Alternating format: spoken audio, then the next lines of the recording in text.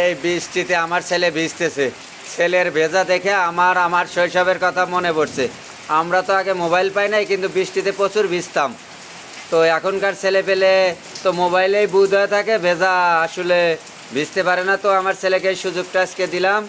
এবং ছেলে আমাদের গাছের, আমার বাসায় পর্যাপ্ত আম গাছ থেকে আম কুড়ানোর করতেছে। তো ছেলেকে দেখেই নিজের শৈশবের কথা মনে পড়ে গেল। তো ভালো লাগলো। বৃষ্টির দিন বাসায় কোনো কাজকাম, দোকানে যা কাজকাম করতে পারতেছি না, বাসাতেই আছি থেকে ছেলেকে দিয়েই নিজের শৈশবটা পূরণ করেছি। তো বৃষ্টির ভিতরে আমি নিজেও যাইতে চাচ্ছি, কিন্তু আসলে ওইভাবে যাইতে পারতেছি না। এই যে বৃষ্টি, তো বৃষ্টির ভিতরে মোবাইল নিয়েই ভিডিও করছি। তন্ময় বাবাই, আম পাও নাই তুমি গাছে? একটা পাইছিলা? ও আচ্ছা, খুব সুন্দর। আচ্ছা, আর বেশি ভিজো না বাবা।